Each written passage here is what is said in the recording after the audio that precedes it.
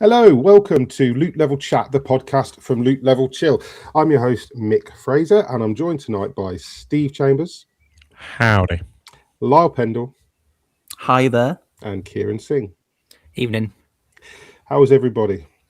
All right, you know? Yeah, apart pretty from good. being blinded by the fucking sun. I should really put that blind up one day. That's not a sun. It's just grey. There's only grey. Yeah. I suppose. You're a lot further north than we are. We've got a bit of sun. I had to wear my sunglasses today, taking my son into town. Do you do that thing when you drive to work and you have to put your sunnies on because you're going to get blinded otherwise, but then you feel like a fucking bellend? No. No? Just me? Just you. If it's sunny, sunglasses go on. I don't care what time of day it is. It's a bit of a wanker because it's like 10 to 8 in the morning. If in the summer when I'm leaving the house at like 20 to 6 in the morning and it's already like 15 degrees, I got the windows down and music on and sunglasses on like it's 3 in the afternoon. Oh, you are the badness.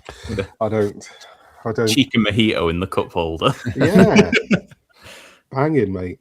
If it's summer, it's summer.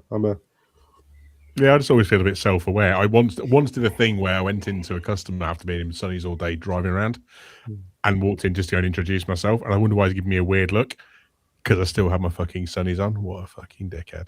Yeah, I do that. I wander around. Idiot.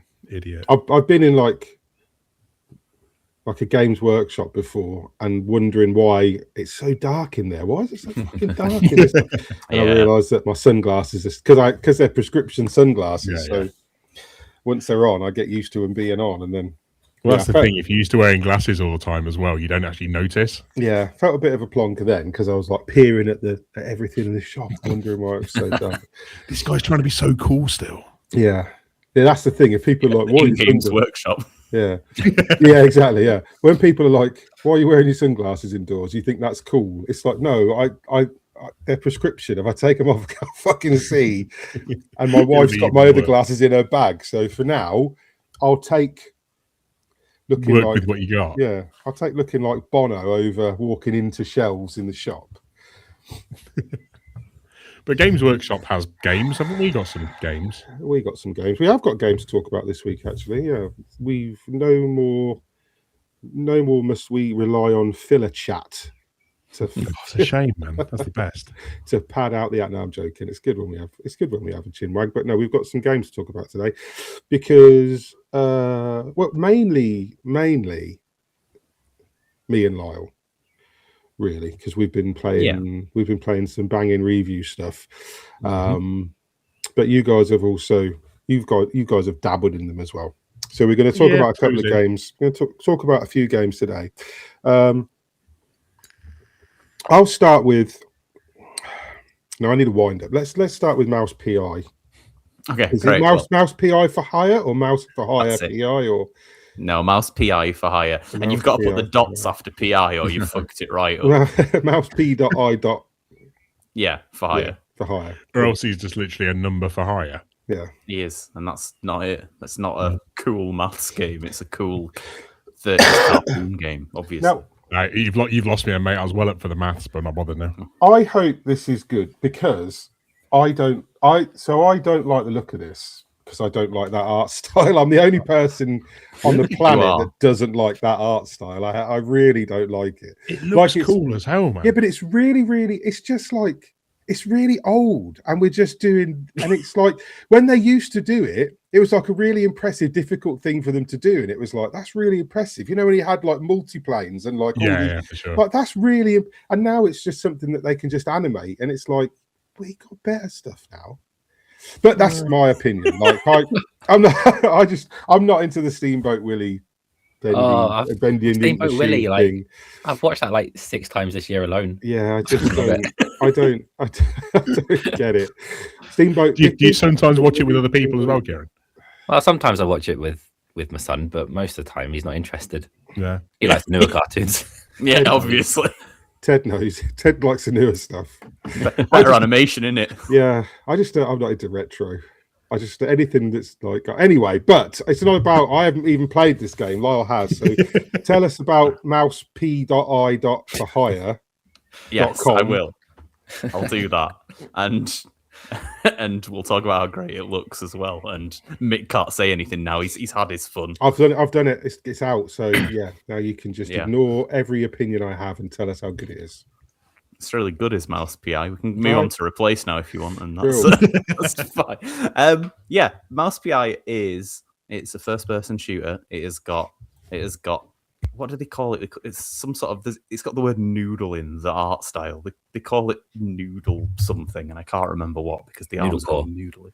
We'll call it noodle punk. Noodle punk, yeah. But yeah, it's got that early animation art style, and I'd say it's not quite a boomer shooter because it's a first person shooter that has a campaign, which almost makes it a boomer shooter by default nowadays because that doesn't really happen much anymore. Yeah. But yeah, it is a campaigny first person shooter where you play as gritty detective Jack Pepper, and every other character is named after cheese in some way or another, or every situation is related to cheese in some way or another. And you're trying to solve crimes that are widespread across the noir city that obviously is gritty and horrible in the way that noir places are. There's all sorts of crime and shit under the surface.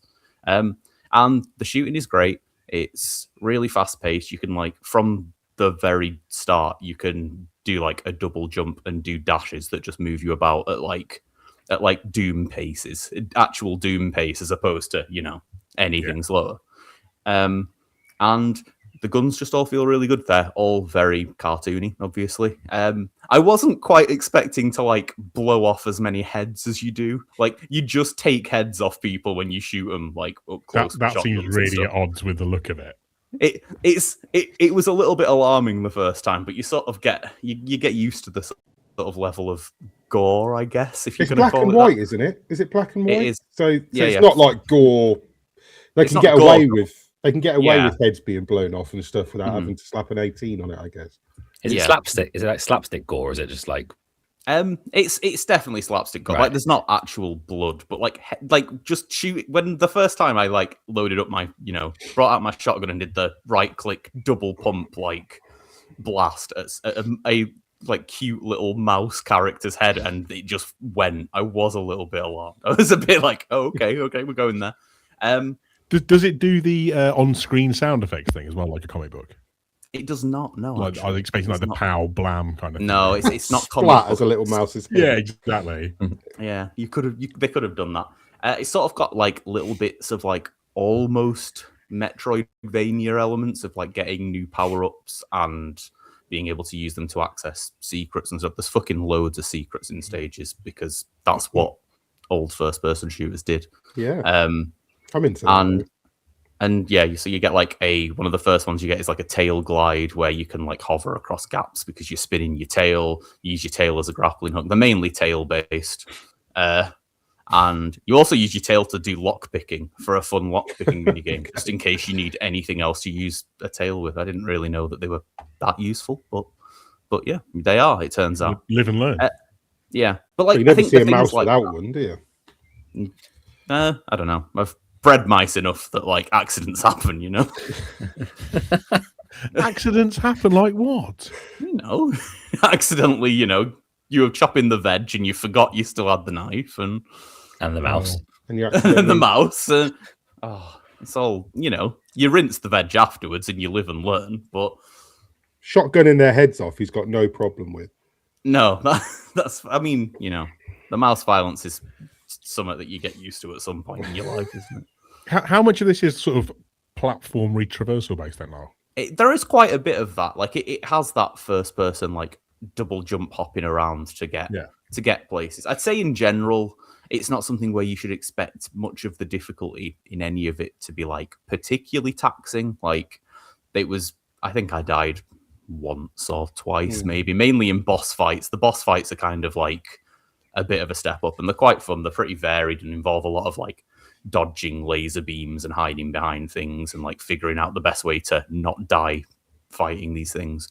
But quite a lot of things the boss fights, the lock picking, the abilities you get. There's a card. There's a baseball card card game that you can play in the hub area, and there are all these little elements that make it feel like it's I feel like most boomer shooters, it's like you play in stages, and you play one stage and you do shooting, and then you move to the next one, and you might get a new gun, but you'll still just be shooting things, and that's pretty much it.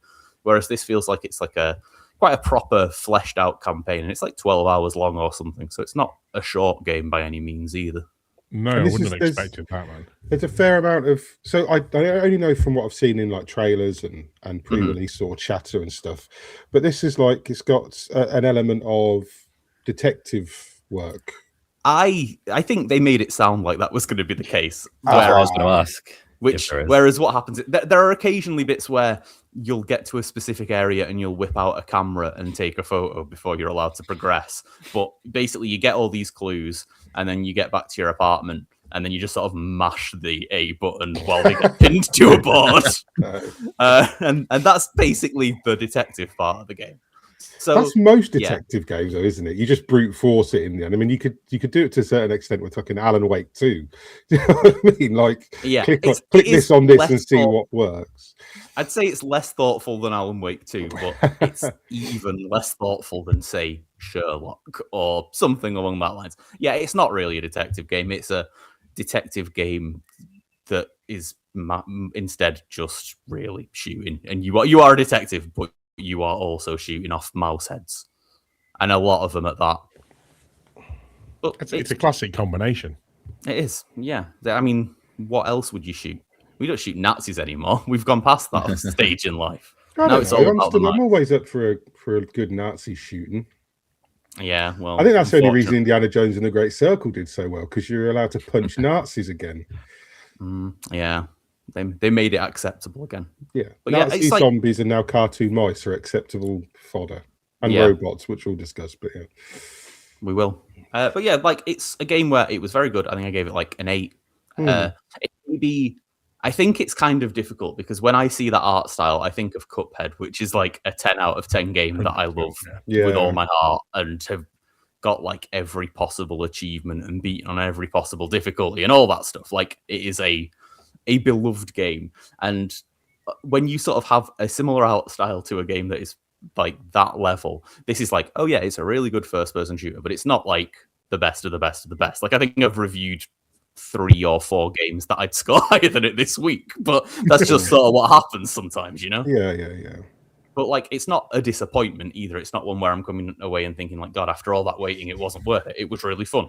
It's just like, it's not going to quite come up at Game of the Year time other than for art style, and then Mick will shout it down. You know? No, I won't shout it down. To be honest, that art style is one of those things. After Cuphead, I expected to see it everywhere. Like I thought, because of how popular Cuphead was and still is. Like Cuphead's still like a big streaming game. It's still like played by a lot of people, and like you said, it's beloved. A lot of people gave that game sort of a 10 out of 10 or 9 out of 10 or whatever. And a lot of the reason it made such a splash was because the art style was so unusual. And then I thought, oh, everyone's going to do that, surely.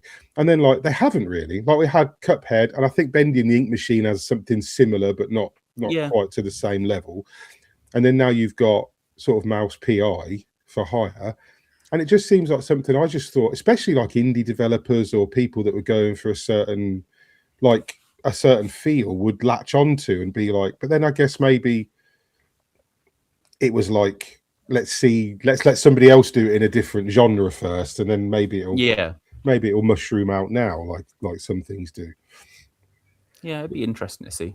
What is the audio like? Because like I think it looks really good, really nice, but I know those old cartoons had such good music as well.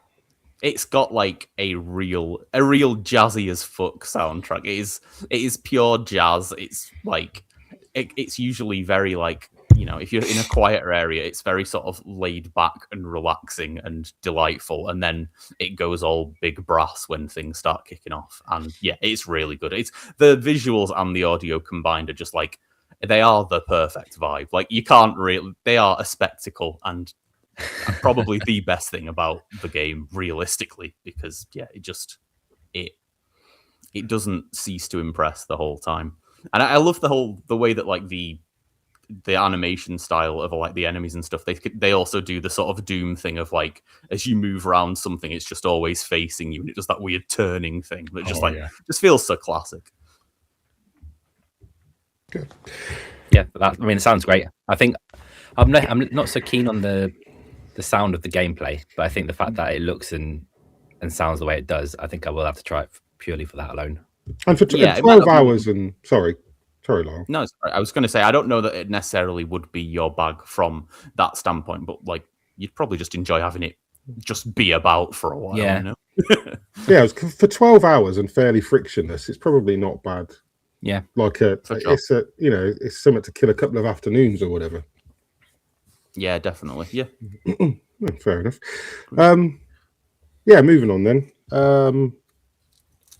So I've been playing a game that's also kind of got a retro, because pixel art always just think I just connect retro to pixel art. It's not anymore, because people do wonderful things with pixel art, as evidenced by this particular game, which is Replaced, which I waited for what seems like years. Like, I'm sure this was announced like 2 or 3 years ago when it was first shown off.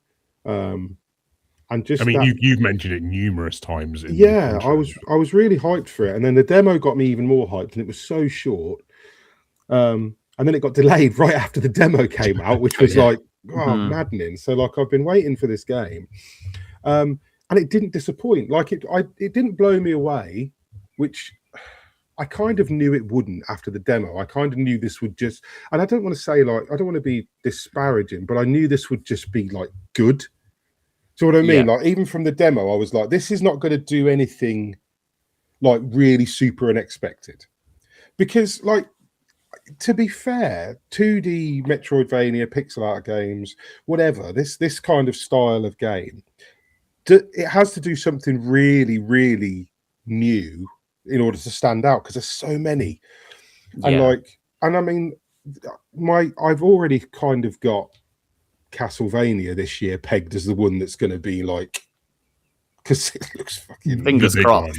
Fingers crossed they don't cock it up. But so Replaced, I went into obviously positive because the demo had got me hyped, and it didn't disappoint. It was just really, really good. Like, I really enjoyed it, and it is kind of surprising. So you've played a bit, Steve. I've played the first couple of chapters so far. Yeah, and you've played the demo, Kieran, did you say? Yeah, I played the demo. Yeah, which is really short. The demo is like, I think it's about 20 minutes of the game, and it takes place, I think it's about the start of chapter 2, but it changes things. Yeah, it's that end part of the first chapter somewhere, isn't it? Because the demo peppers in more enemies and gives you the gun, which you don't have at that point. No, in the actual game. I found the demo gave quite a different impression to what then I walked into as the full game. So the demo is more action packed.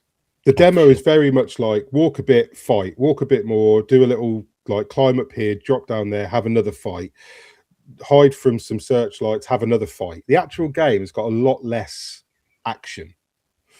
And the pacing is much slower from that intro, and it does feel quite prescriptive in the way the action's doled out as well. It's very story driven. Like, it's very much like, it doesn't feel like a game where you just, like when you play, I don't know, something like, I'm trying to think of a 2D action game, but it's just like a Shinobi, or we had Ninja Gaiden, and the enemies just come at you, or like Nine Souls or whatever, where it's just like there's an enemy, walk a bit further, there's an enemy, and there's another enemy. It's just constant action, isn't it? And that's just like the natural order of things in a side-scrolling action game or a Metroidvania. There'll just be enemies. You get through the enemies and clear the room, you can move on to the next room.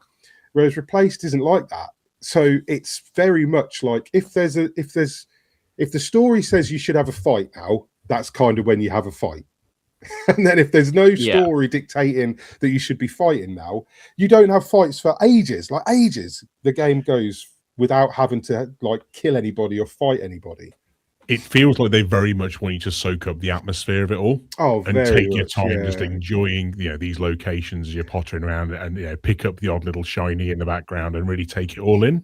Yeah, I mean, so the collectible side of it is a little bit, that sort of, and I feel like that was bolted on a little bit, because even after there was an update during the review process, I'm sure they peppered in some more like flavor text stuff, right? Because all the backstory is told through like collectibles, because you've got this little organ, because it's set in like 1984, which is, to me, like, I get why they wanted to set it in 1984, because they've done it in a way that it feels retro futuristic rather than just cyberpunk. And yet it is very cyberpunk. Like, it just reminds me of like Dex, Blade Runner. Oh, like, 100% Blade like Runner. That's what they've kind of based it on. So setting it in 1984 makes perfect sense for what they're trying to evoke, because it's like Blade Runner was made in like the 80s and this, that, and the other. Yeah. So it's got the 80s cyberpunk aesthetic. You got like big chunky CRT monitors in it and stuff like that, which I find like cool. But it could have been anything. It could have been set in 2085 or whatever, and it wouldn't have made really much of a difference to the storyline. Yeah, you wouldn't notice. But I love it, and I think that the way it's set up. So you play as Reach, which is like an AI, and the AI is locked inside one of its creators' bodies, which is this guy named Warren. But Reach is the main character. Reach is the protagonist. Reach is the one who is actually like talking to people, and you kind of get the impression through the story that Warren is a passenger now. Like, Reach has taken over the body, but Warren's in there because Reach is still talking to Warren. But I got to about 2 or 3 hours in when I twigged that you're Warren. Do you know what I mean? Like, you as the player, yeah, you're Warren. Like, that's the gist of it. So when Reach is talking to Warren, he's talking to you. When he says like, are you going to have to jump over here, or are you going to need to hide? Like, he's directly telling the player, and That's cool, though. And you are Warren, because you have basic veto over what gets done, but you're not actually in control of the narrative, because you can either do what Reach tells you, or you can not play the game. Just stand still and just enjoy it. And that's just fun. So I do think it's quite clever the way they've done that. But I think there's some elements in the writing that put me off a little bit. I think some of the writing is, and I know I think it's Polish. Don't quote me on it. I'm sure Capcom are Polish. So obviously there's some localization involved, and that always loses something. You always lose something in the translation into English, where, you know, something will come across as maybe a bit cheesy, or the tone will be just a little bit off. You know, someone's just been shot in the head, and then some character makes a joke, and it's like, you could have written that better, but maybe it's just how it got translated. So it does that stuff a little bit. I never, and I'm famous, not famous for, I never read the fucking audio logs and data logs in games. Let's put it that way. Like, never. I don't play a game to stop and read something. Like, I don't mind those games where something plays in the background while you're doing other things. They're the best ones. Yeah, which is fine. But I'm not really a fan of stopping and reading what happened. Like, if I walk into a room and everybody's dead, and I've just killed like 4 rogue police officers in there, I don't then need a log to tell me that 4 rogue police officers were banging on the door to try and get in and kill everyone. I can join the dots myself, and I don't need. Maybe not everyone can though, Mick, and they need that bit of a nudge. But I don't need to break my own pacing in order to read something for 5 minutes. So that I don't really read a lot of the stuff that's going on in the background, because I don't need it. And this game doesn't need it, because it's got, even though the narrative is what drives it, it's not a complicated narrative, really. You know, you start off in Phoenix City, and that you're living in like a dystopia where people are basically harvested for organs, and then they're dumped over the wall as disposals. Like, you meet a girl who's like a singer, but she had her larynx taken out because some rich person wanted her larynx to be able to sing like her. So she now talks through a voice box, and it's not voice, so you can't hear it, but it tells you these things, and you feel for this girl, and she's not a main character, but she's in it a little bit because she's sort of attached to the other sort of main character of the story. But it all just ticks along for me at a really nice pace. Like, I like the fact that I'm not like, and you heal after every fight and get all your health stuff back. So it was never like you're limping through a level and you're worried about when the next fight's coming. It checkpoints constantly. Like, every time the screen moves with you, it auto saves.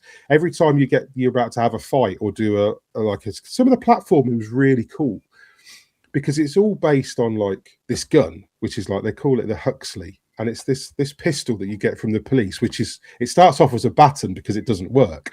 Only the police can use it because it's like DNA coded.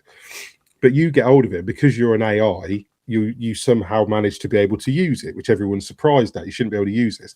And like the first section of the game is like, you need to go and defeat this gang because the gang has got this device that I can put in the gun and then it will shoot again. So for the beginning, you can't shoot anybody. You've got to do all the melee. But then like the Metroidvania style stuff comes into it because of the gun, because you keep upgrading the gun as you go through the game. So you start off with as a baton, then you get to a point where you can charge it using it like by beating people with it. You charge it kinetically and you get around so you can shoot. Then you like upgrade it and it gets this like I can't remember what they call it, but it's silly science jargon where if you press the button as an enemy shoots you, it does like a back burst and launches the bullet back at the enemy. So it becomes like a parry mechanic. Actually, parry system, yeah. And then like about halfway through the game, you get like another ability where you can fire it downwards into an updraft. So it gives you a double jump. Okay. Yeah, and then like there's an overdrive system where once you fill it up totally, you press the button and he just executes everybody on screen. And it's like got all these really cool things.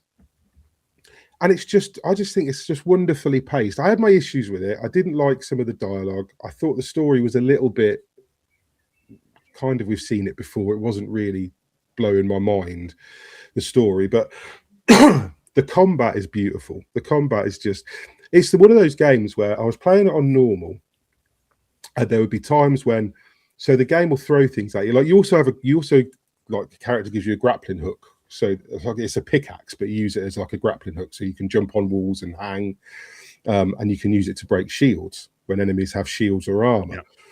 And what it will do is towards like the second half of the game, it starts throwing multiple enemy types at you at once. So you've got like normal enemies that will do this, the yellow attack, which you can block, or the red attack, which you dodge, which is pretty standard.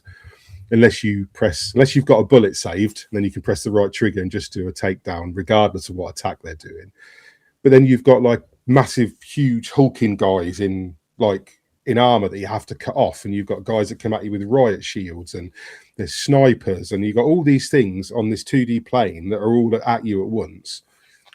It's almost Arkham-esque in that style. Exactly. And the way you have to start to prioritize who's the biggest threat at any given moment and make sure you're prioritizing them first. And this is what I started doing. I would get halfway through a fight and start getting hit, and I would just reload. Like I wouldn't lose anything if I won the fight with one like health point left, because I would just refill and then go on to the next part. But it was that sort of game where I was like, no, I can do this bit without being hit. And I wanted to go back and like get that, because it's the same way I used to do with Arkham, where you'd get into some fights in Arkham and you'd like hit that flow state and everything would just be, and it would look really cool. And Replaced has kind of got that. You get into that flow state and you're just like, right, hack that shield. Now jump past him, beat that guy with a gun up, deflect that bullet. And the bullets will hit whoever's in the way. So if they shoot past you, but you deflect it and an enemy is run in front of them, it will just kill that enemy.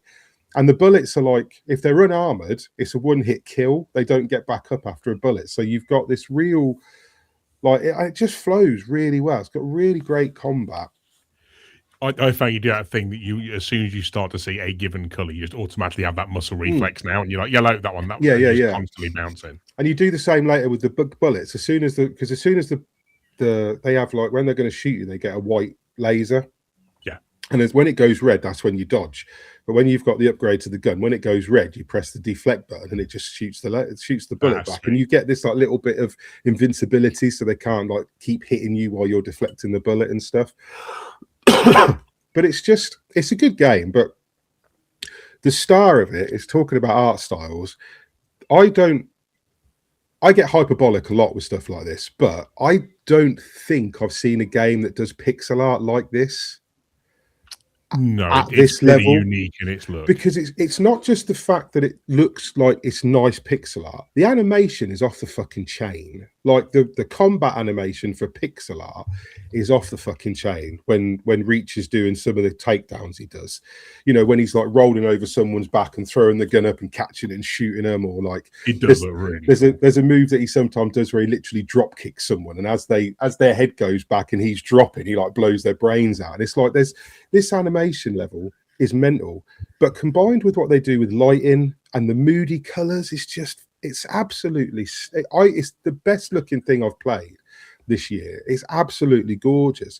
They play around with the camera a fair bit as well, And this so is it's the not other always thing. a static side view. You have like a bit of a spin over, or So it'll kind of whereas- spin around a bit of scenery and come in closer. Yeah. So where you can like go up and down and like move planes a little bit, the real cool stuff is what it does when, like you said, like it will pull the camera out of that 2D and it will like go around a car when it's driving, or there's a bit towards the end where you're on the back, like you're on top of a train and you're being chased by like the police. And it's just like fucking phenomenal. And there's a few bits in the game where it does this. It uses it a couple of times, this thing where there's like a drone with a searchlight and you've got to hide. Yeah. But there's a couple of points in it where instead of it just like, oh, you hide behind something and the searchlight goes over, like they come into the plane you're on from the one they're on. Yeah. And now they're where you are. And it's like, fuck, I can't hide behind anything. So now you've got to hide behind like something on the 2D plane instead. And it's like little things like that. Like there's a sequence of it where you have to do it right, because there's one that comes through like a tunnel and comes up, and there's another one that comes behind you. And if you don't time it right, jumping over that wall and then this wall, they just nail you with one shot. But it's really slick. It's really clever. And I do think that it's taken so long to make this game because of what they've done with the visuals. I mean, any shortcoming that I had with like some of the story and the difficulty is a little bit like towards the back end, the difficulty spikes quite a lot, and it doesn't really punish more testing in that point. It doesn't really punish you for dying because, like I said, the checkpointing is very fair. Yeah. But I found some of the platforming a little bit fiddly. Warren's not particularly slick with his minute to minute movement. Like when you climb in something, sometimes like, and I played a lot of it on the Steam Deck, and that made it harder because of the small screen. But smaller, yeah. There's a lot of contextual jumping, so you've got to lean this way and jump, otherwise you'll just drop. And it does stuff like that quite a lot, and that frustrated me on certain. There's some bits where you've got to like run away from something that's chasing you, and you're jumping things and hopping over things, and you've got to go up walls, and it's like if you're not millimeter perfect, he just gets shot. And like there was some times where I was like, for fuck's sake, I'm not going to get through this, I cannot nail this, and then I just sort of do it. So I had a few issues with it, but ultimately it just blew the visual of it. The atmosphere is absolutely amazing, and I really hope Sad Cat do more either with this universe or with that art style. Like I'd like to see them, even if they do something else, even if they don't tell any more of the story in this world, because it's kind of, we've seen this world. It's a cyberpunk dystopia. Like you can tell stories in it, but we've probably seen them. But if they did something different, if they did something in fantasy, or if they did like some other kind of, but they kept working on that art style and perfecting that art style, I think they'd be a real force. One of the things I expected, given sort of the strong stylistic elements, was the soundtrack to be a little more memorable and a bit more sort of, I don't know, more synth wavy, dark wave kind of vibes. Yeah, I mean, it's a little forgettable. There's an interview on the site now. I had an interview with a couple of the people from Sad Cat, and a lot of it was about the story. But I'd mentioned the music because of the music in the trailer. Because the music in the trailer, there's a song in the trailer called that's the one you love. Igor Gretzky, I think it is, and it's called Dirt. And I just listened to it over and over. I love it. It's absolutely amazing, and it goes so well with that game. And there is moody stuff in the background. There is some stuff there that's like it's got some of that. But it's a little ambient, isn't it? Essentially, but they talk the soundtrack up quite a lot. And when I was playing it, I was like a soundtrack for me, I either don't notice it at all, or it irritates me. It's very rare that I'll have a soundtrack where I'm like, oh, I like that song. Like I want to get like, I want to listen to that song. And it doesn't do that. It was the former. So it didn't irritate me. There's nothing wrong with the soundtrack. But there was no point when during any of the sequences where I was like, oh, this bit of music's really nice. It was none of that. And I was expecting it to be. Yeah, that's what I was kind of hoping for. So I was a bit disappointed with that. But it didn't detract because it wasn't irritating. Like it could have been bad. It wasn't. But yeah, Replaced. It's really good. And again, it's not too long. It's about 12 hours ish. I was going to ask that's longer than I expected, actually. I thought it was going to be like 6 to 8 It seems hours. like quite a bit for that style of game. I pissed about a little bit with stuff. Like I sort of went through levels a bit, and like I would go out of my way to find the little collectibles, even though they didn't really do anything. But I'd be like, oh, because there's certain points where it's like it'll move on, but then it's like I could go up that vent. Why don't I? And you go back and go up the vent, and you go through it, and it's just like an audio log thing, and it's like, or it's a health increase, which is why I spent time going to look for them, because you get health upgrades, like the upgrade to your healing thing, where you can have more than one heal.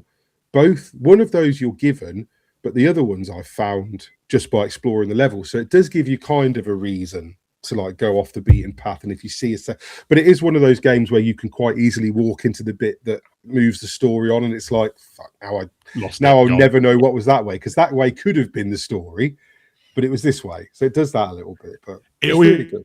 It seems to be like a high wall or something as well every time. Yeah. Usually. It's always like, yep, I'm not going back up there. That's gone. Yeah. But yeah, it's good. I recommend it anyway. And like I said, not too long. But don't expect what the trailers show, a game that looks like it's going to be like action. Yeah, action. And it's not. It's very well. To me, it's very well paced. But I think there's people that would be like, I think I prefer that, to be honest. The fact that it's not action. I'm quite happy with just soaking in that world. Yeah, I did. Yeah.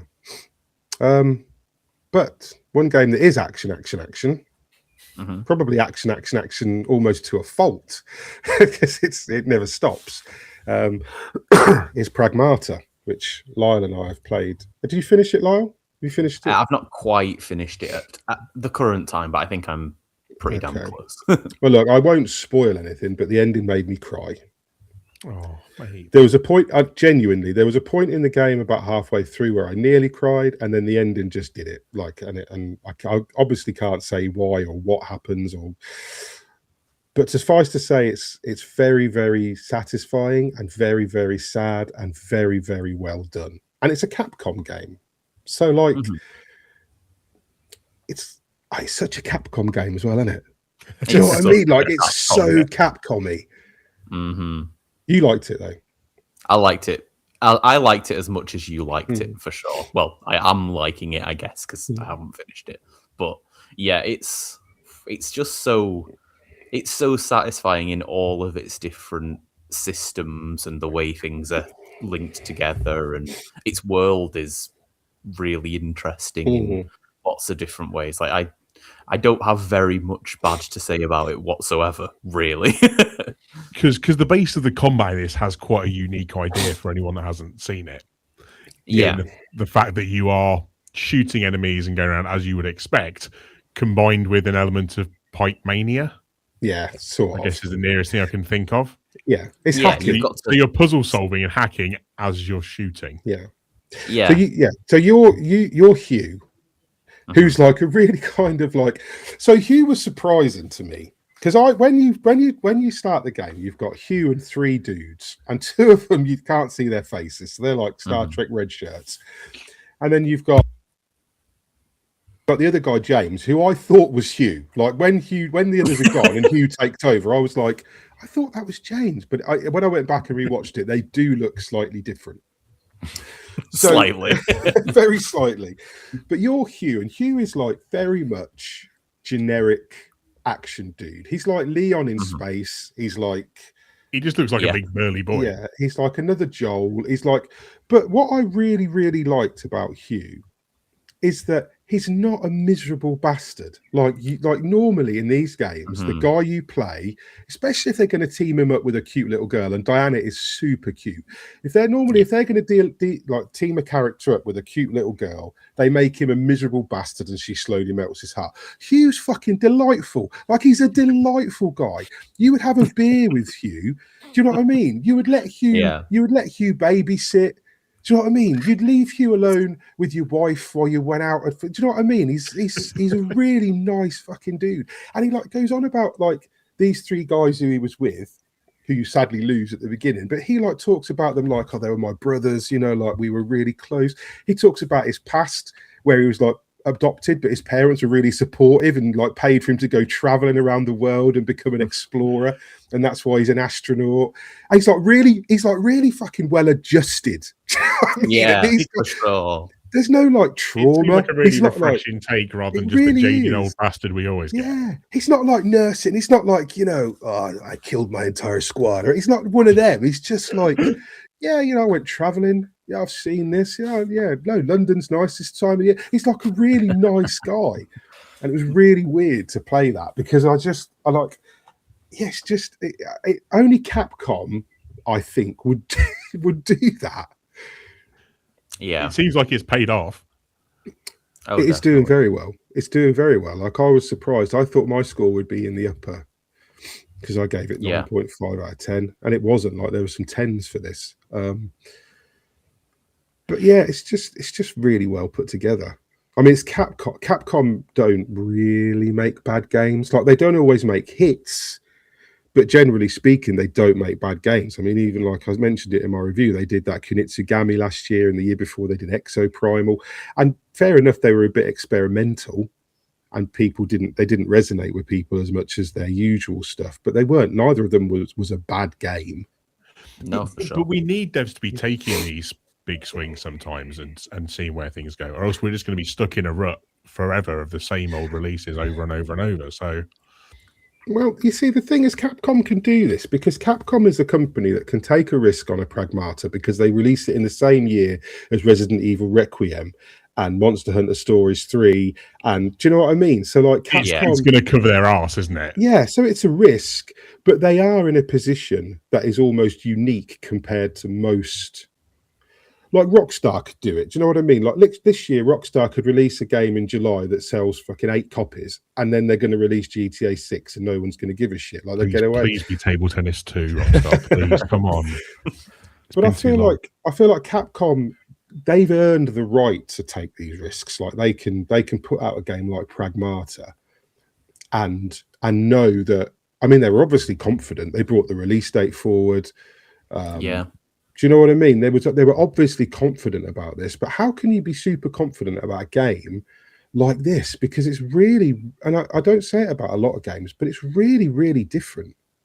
It is, yeah. The way you sort of have to tackle combat in that you sort of can't go in all guns blazing because you have to sort of think about how you can use the hacking to make it work and not just sort of get the shit beaten out of you while you try to move your box around the maze and stuff. Like, it's very interesting. Like, there's the guns, like the one that launches the really early gun where it launches like a web that traps enemies. It's like, and then you use that and you're like, shit, this is so much more useful than the big powerful shotgun that I assumed was going to be the best gun.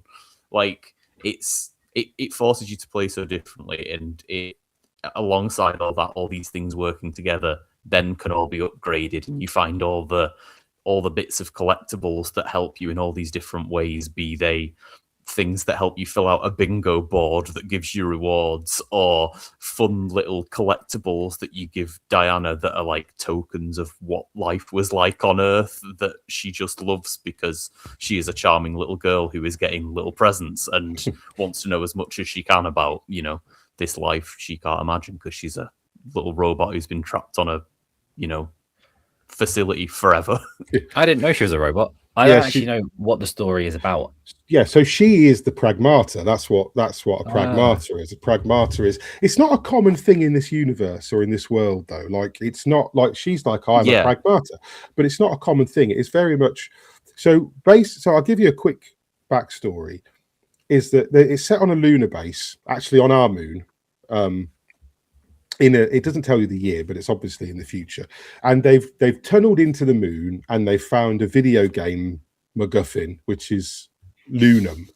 And they can turn Lunum into lunar filament, which is basically, it lets you do magic. You can just 3D print anything. 3D printing, yeah. And I mean anything. Like, there's a bit in the game where you walk into this section of the space station. It's New York City, but there's like cabs on the walls and shit. I was going to ask about that because I thought part of it took place in New York. No, it doesn't. It's all on this. But this lunar filament can print anything. It can print trees. It can print, like, there's a whole arboreal area where there's like trees and plants that are overgrown, but it's all lunar filament, none of it's real stuff. But it can also print robots. It can print like, and so in this world, like consumerism is just rife because you just use something till it breaks and then print another one. There's no like, we don't repair shit, we just reprint it. But there's you can't, so Capcom were quite strict about what you could talk about, so I can't get too, and I don't want to get too into detail about it, because even though the embargo is up, there's people who still are to explore this themselves. But suffice to say that Diana was created for a purpose on the space station, but she's kind of lost. Like when you get there, there's an accident, there's a moonquake, because the space stations, the moon stations sort of AI, EDUS, really annoyed me. They kept calling it EDUS because it's spelled IDUS, which is IDUS, but they kept saying EDUS. Yeah. But anyway, EDUS has gone rogue. It's locked all the station off. Everybody's dead. Like all the workers are dead, and EDUS keeps 3D printing robots to kill you. Like every time you get so far, EDUS says fucking stop, and you don't stop, so he 3D prints killer robots. I say he because it's a male voice. But Diana is kind of lost on the station. Hugh's sort of lost on the station because he's like separated from the rest of his crew. So you just sort of work together. And so yeah, Diana is a robot. That's why she can hack everything. But she's like super advanced. Like the Pragmatas are super advanced. But she's only been programmed with a certain amount of knowledge. So she's got a personality based on somebody, which is why she looks like she does and she talks like she does. But she hasn't got any natural knowledge, just because she's not learned anything. She's got no experiences. All she knows is what she's seen. So she's really like, she's lovely. She's like a proper 6-year-old. She's like everything like childlike wonder, you know, to the point where she's like, she's just superb. But yeah, she latches on to Hugh, literally. So she gets on the rig on his back and holds on to him, and then she can hack. And like Lyle said, that's what sets this apart from anything else. Because the actual exploration is very much, it sort of reminded me very much of something like a Resident Evil. Like, you know, you're jumping and there's boosting in low gravity areas and stuff like that. But the gist of it is, you know, you need to find something that will get you through the next door. The game's it's sort of in stages. There's a hub area, but it's very much in finish this area, move to this area, it's very linear in that respect. You get a little checklist of every area, so you can go back because you do get sort of new abilities that let you clear certain obstructions. So there's a Metroidvania element where you can go back and clear areas, and like there's like you've got this many collectibles out of this in each area, which, and again, like Lyle said, it very much makes you want to go and do that because they're really useful things. They're like new mods for your suit, or they're new hacking modules that you can sort of put into Diana. And she does this thing where you find something new and she like sucks it out of the card like it's a juice box, and it's just like, it's really, really good. And like she'll develop a power, and then she'll do like really fast binary stuff at things where she's like 0011001110. And she's like, she's just super cute. But like when you're in combat, obviously you pull up the grid when you're shooting, and you get a lot like I kept forgetting how much, I don't know whether you did this, Lyle, but I kept forgetting how much stuff I had. Yeah, you have a lot of stuff. Like, yeah, like I'd lose in a fight. I didn't die very often, I'll be honest, but I'd lose in a fight, and I'd go back in and I'd be like, I could have fucking used the stasis net and held him, or I could have used the freeze module and stopped that guy from moving, or I can use confuse.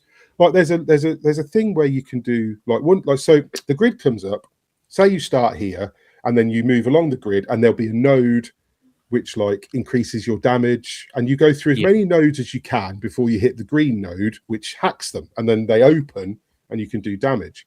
All of that's under pressure still, because they're still moving about and shooting. So you've got and if they hit you, it cancels out restarts the hack. But because you've got you can I think you can have up to 3 or 4 modules slots as you go through the game. You unlock more slots, so you can take more modules in with you. And eventually you have things where like you do a multi-hack. So if the enemies are close enough, you'll hack all of them at the same time. So if you combine that with, say, confuse and hit them, they'll all start fighting each other. And like, so it's got little things like that. And like I said, you can hit them with a stasis net, or you can hit them with a freeze hack, or like it gets quite layered.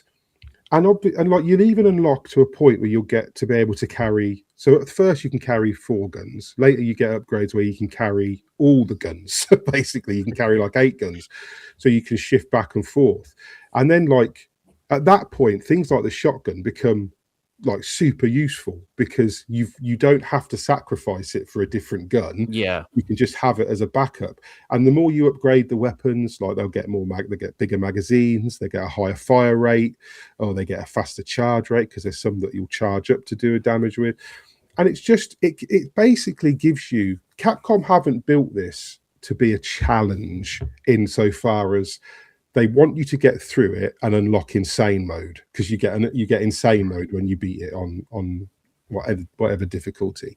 This is a game to go back and replay multiple times. Then it's 100%. So I did I will tell people this because I fucked this up. When you finish the game, you get 2 options on the menu. You can either start a new game plus, or you can do a new mode, which is called Unknown Signal. Okay. I chose to try the new game plus first, and it fucking saved over my previous save. So when I went back to the menu, I didn't have Unknown Signal unlocked anymore, because you have to have an end game save for it, and that annoyed me, because I was like, now I've got to play through the game again to get to that point to see what Unknown Signal is, which was a bit annoying. I thought they could have fixed that. Do you know what that is? No, I presume it's like, so you played the demo, Kieran? Yep. Yeah, what did you think? I liked it. I liked it. I didn't really give it the fairest of shots, just because whenever I played demos, I always skip the cutscenes, because I feel like if I like the game enough, then I want to experience all that stuff fresh. Yeah. So yeah, I played a little bit. I played it on Switch, which was I really wanted to see how it ran on Switch, to be honest, which was I think really impressive. Surprisingly good, well, brand new game.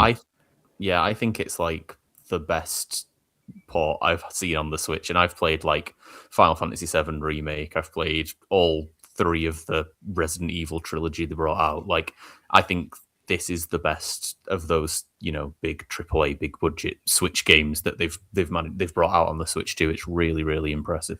The RE engine is a beast, though. Like it does really impressive things. Wizardry, that stuff. But so the reason I ask is because in the demo, when you finish the demo the first time, it unlocks like a time trial mode. Yeah. I think that might be what Unknown Signal is. I don't know. I haven't looked yet, because at the time of writing, we're still pre-release. So at the time of talking, we're still pre-release. So I don't know, but I suspect that mode wouldn't be in the demo and not be in the main game. So I've got a feeling that'd be weird.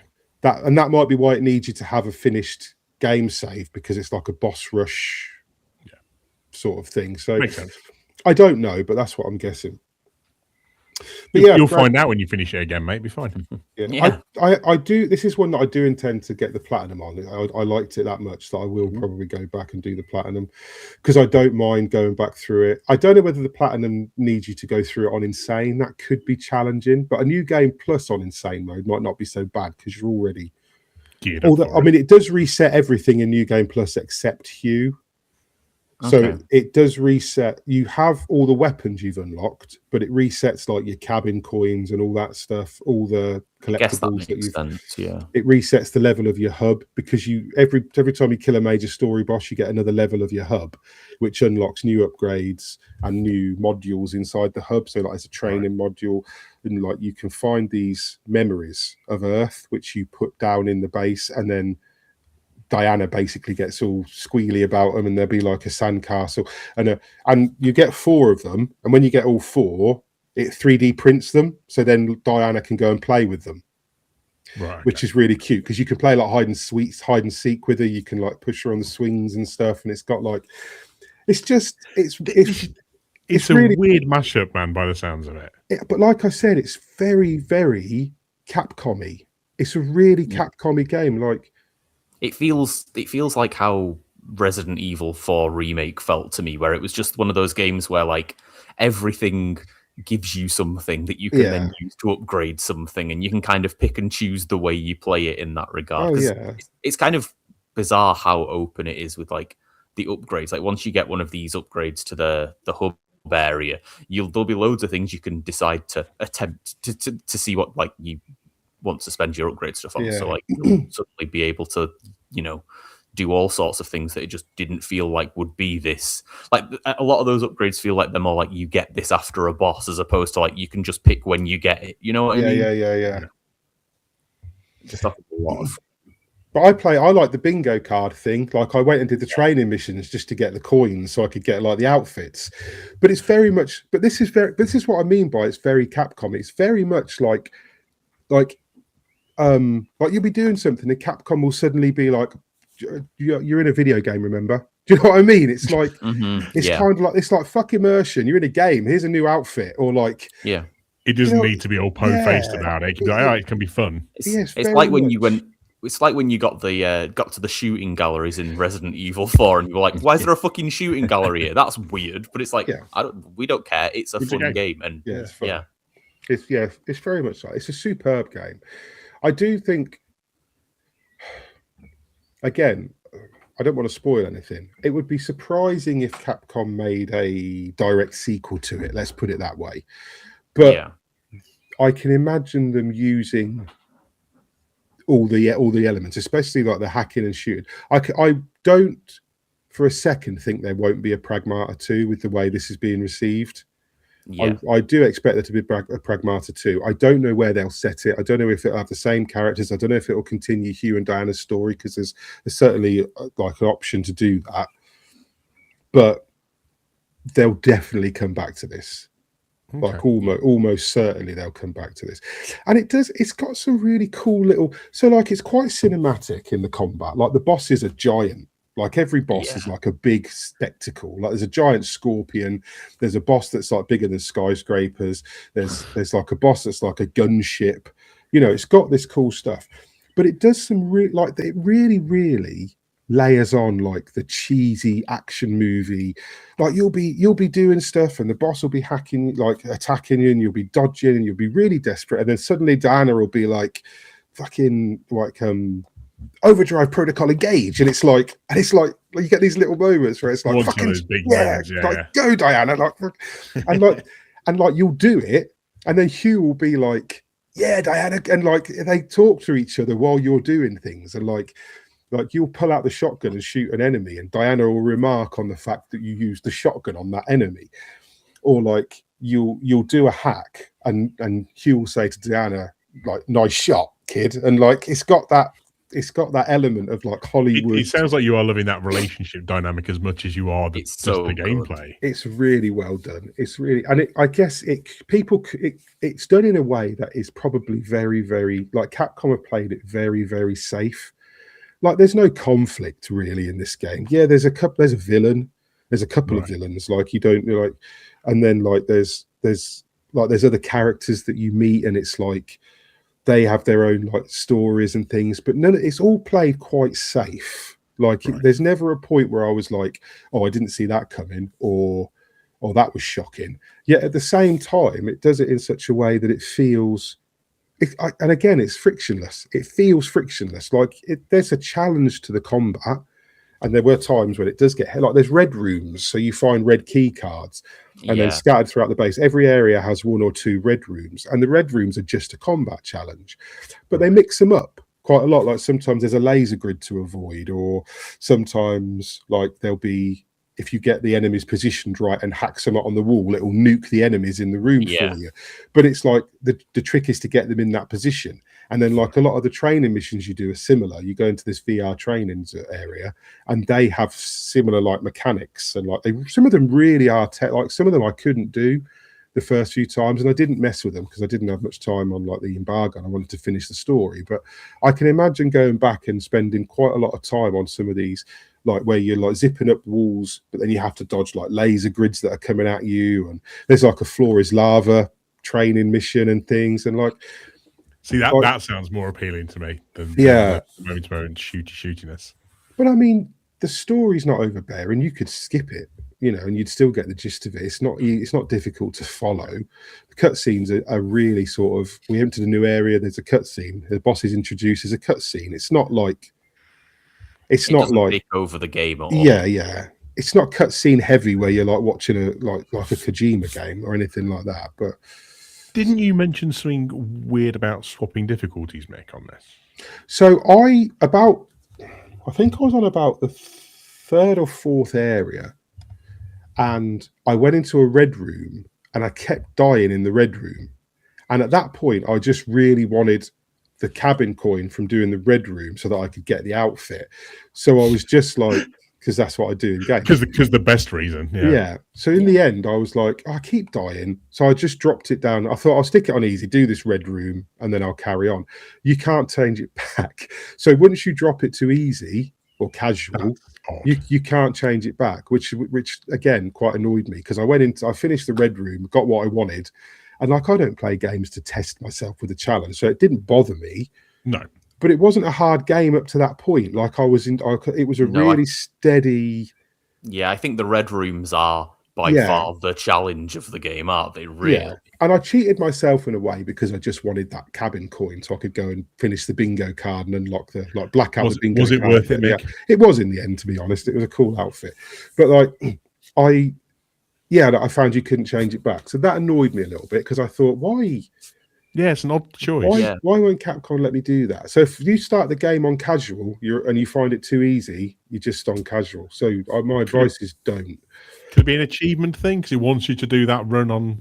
I assume it's something along those lines, but it is weird, and it doesn't feel like something that they needed to really do. Like you could just stop an achievement from unlocking or something. Because it doesn't either. Like I finished it, so obviously, like I played the back 40% of the game, I'd say. I was definitely past the halfway point of the story. I know that from like hindsight. But I finished the rest of the game, and I still got like the gold trophy for finishing the story. I still unlocked insane mode, even though I hadn't finished it on. Like normally, you would expect you do casual to unlock. Build up through the levels too. Yeah, but it still gave me insane mode. So I went back and restarted the new game plus on standard, which I'll leave it on now because I know what's coming. And there was only one red room I didn't do, and that was at the end. And that again was only because time constraints were like, let's just get to the end now. It kind of does that thing a little bit at the end where like you do something and then it's like, are we finished? No, we're not finished. Then there's like a boss and it's like, now we finished? No, we're not finished. Now there's another boss. Are we finished? No, we're not finished. Now we got to do another bit. And it does that a little bit towards the end. And it got to I didn't realise Kojima had a hand in this. Yeah, it got to the point where I was like, no, fuck the red rooms. I just got to finish the game. So I didn't do the last two. So I'll go back through it on standard. But it's a game that it takes a special sort of game where I'm like, I want the platinum on this. Yeah. For me, like I've not done it. I've only done about 9 games where I've got the platinum, like Control and Remnant 2, Destiny 2, and things like that. The games that Diablo 3, games I fall in love with, and I'm like, I want the platinum. Tsushima and Yote, I've gone back and. I'm assuming this is off the back of your Crimson Desert one as well. Oh no! Sorry, I will never get the platinum. Well, I'm on PC anyway, but no. Some guy did that. It took him like 305 hours. Oh, sweet lord! Of course it did. Mad. Yeah, and of course he did. And he was playing like 16 hours a day. Man, yeah, that's a hell of a commitment. Yeah, I'm sure he said he was like he went to bed, and then he got up and just played Crimson Desert, and then he went to bed. And I think he did it in. They take about 305 hours in something like 2 weeks and a bit or something, which is like he spent like a full-time job and weekend overtime on Crimson Desert. And but anyway, Pragmata. Sounds really right. recommend it much. Yeah, I'm going to play that. I think. No, but you played it on. You've been playing the Switch 2 version, which you said is really good. Yeah, so really good. I mean, that's with the whole thing handheld, and it's not quite as pretty as it's going to be on your massive telly with your PS5 Pro or whatever, I'm sure, but like it's the smoothness is sort of unreal, and it was very much a game where I wasn't noticing, I'm playing a inferior Switch version of this game, like No. at all. Like I basically forgot that I wasn't just playing some like first party, really delicately made for this console version of the game. Like it's so smooth. It's like mostly 60 FPS, and when it's not, you can't really tell very well. And yeah, looks pretty damn great as well. So Yeah, because I I'm listened guessing they to, haven't done anything like unique to the Switch for it with any like control schemes or anything like that. no, nothing that unless I didn't look, which it's possible, but like Yeah. I don't think it is just the game, and there's no Solid. and there's no sliders or anything like that for like however you or like any graphical options. It's like it's been made this one way, and this one way they've made it is really good. So yeah, I mean, I played it on PS5, and I think there's like the usual performance, or the basic whatever switch over. mode, which I never looked at because I never had a single drop frame or glitch or any. I mean, it's flawless. Like there's no glitches, there's no weird physics stuff with the robots, there's no texture pop in, there's nothing, it's absolutely flawless technically. And I was listening to Skill Up, and he normally reviews on PC, and he's got like a beast of a rig, but he was getting like 180 FPS on this game. Who needs that? Yeah, and I mean, he was like, "Oh, I put ray tracing on and it dropped a bit," but it was like a bit. Oh no, I'm running at 150 FPS. Yeah, but I mean, this is like Capcom are very, very good at this. Like, I know they had problems with like Monster Hunter and stuff on this engine, but you can only force so many things into an engine like this, I guess. But you look at stuff like Resident Evil and this game that are running on this engine, and I mean, Resident Evil. I mean, did anyone really have any problems with Resident Evil's performance, or Not, you know what I mean? Sausage. It's not something Capcom are famous for. But yeah, really good. So yeah, three good games I think tonight that we've recommended. Mouse P.I for hire and replaced. What's Mouse on? What's Mouse P.I on? I played it on PC, but I think it's on like most things. Yeah. I think it's on all the things. Yeah, I think replaced is on. It's replaced is a PC and Xbox, I think, because it's on Game Pass. Yeah, I'm going to download it after this. And then obviously Pragmata's on all the things. I think it's on all the things. Yeah. But yeah, worth looking at. I think we can wrap up there actually, because we're going to go and record a bonus pod. I don't know what we've got for the bonus tonight because I wasn't paying attention earlier, so I don't know what. That'll be a lovely surprise for you. I don't know whether we decided on a quiz in the end. Have we got a quiz tonight? Well be a quiz. Yeah, yes. we've got a quiz. Oh, he's got a good name. I can't hear you. Oh. Yeah. So yeah, we got a quiz. But there is a quiz. That's the translation. Yeah, I can read lips to an extent, so I knew that anyway, but I couldn't hear him. Are you there, Kieran? Can I hear you now? Yeah, can you hear me? No. Oh. How weird at the end of the pod. Yeah. It's probably fine. Just don't worry about it. I thought he was just being quiet. He'll have to just hold up the questions for us. Can you hear me now? You can see him. I'm going to leave this in so that the people watching know. Yeah, no, this is great. Know how technically adept we are.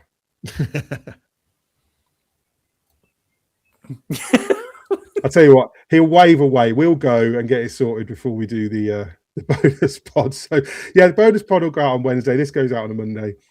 Check us out on Patreon if you like. If not, give us a like or a subscribe. I've noticed that the subscribers have been slowly climbing the last couple of weeks on YouTube, so we appreciate it. And if you're new, I hope you're enjoying it and you stick around. In the meantime, I've been Mick Fraser. He's been Steve Chambers. He's been Lyle Pendle. The silent one has been Kieran Singh. And you guys have been lovely. Bye-bye. See ya. Bye.